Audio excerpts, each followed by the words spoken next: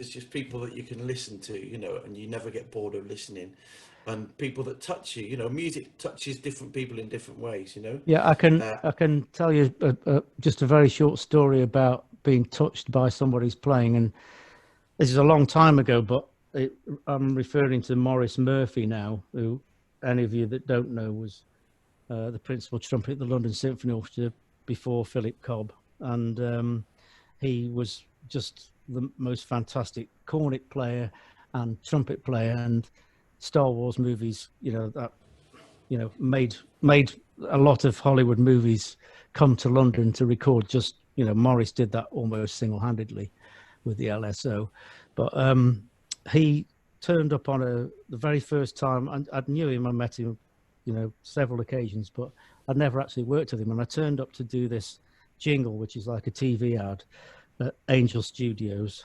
a long time ago. And I walked into the studio and there was a list. It was 3 trumpet players. It was Guy Barker, Maurice Murphy, and myself. And it was an advert for Captain Birdseye, Birdseye fish fingers.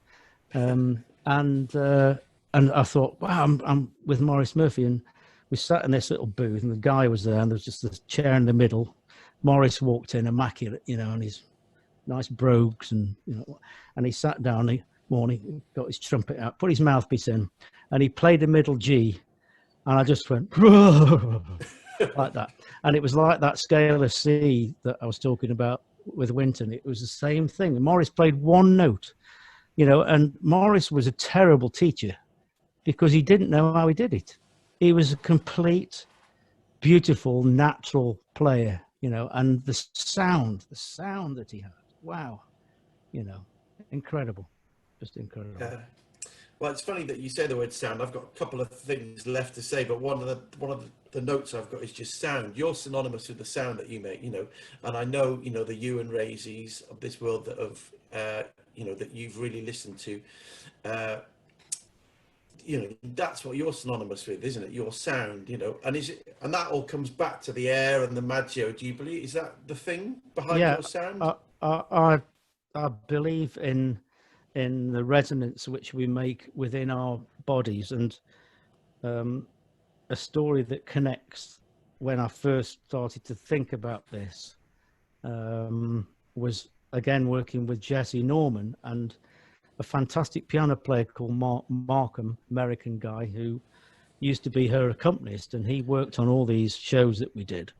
And one day we were just before a rehearsal, he was playing the piano, and he was playing some Poulenc because I'm a real fan of Poulenc, and he was playing this Poulenc piece, and he finished on this chord, the sustain pedal on, and it seemed to like get bigger, and I said to him, "Is that my imagination? That chord got bigger then?" And I said, "You can't. It's not you, is it? Because once the hammers hit the keys."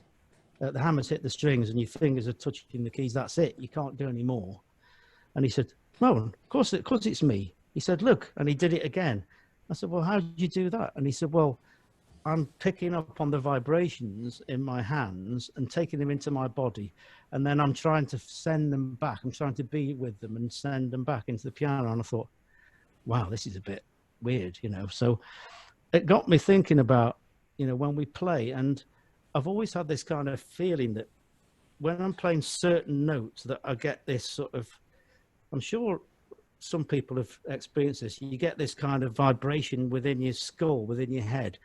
And of course, we all feel this a lot more if we have a cold and our ears are blocked or our nose is blocked or whatever. And you get this sort of, you can hear more in your skull than you can, out from your ears, from the outside. And I always try and tune into that with sound.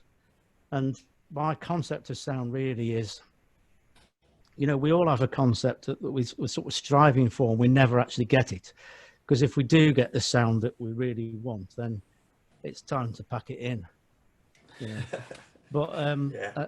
and every day when you get it out the case, I listen to recordings and I've done, and I think, oh yeah, the sound's not quite right. I can't get the sound right.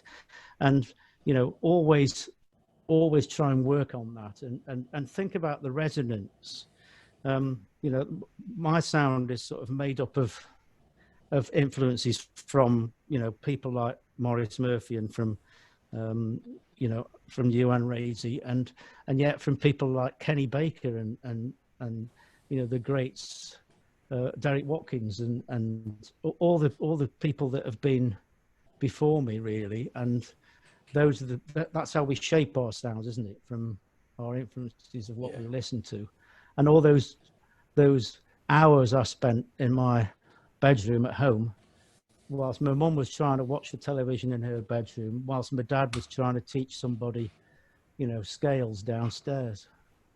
Yeah. So yeah, there was a lot of noise in our house. Yeah.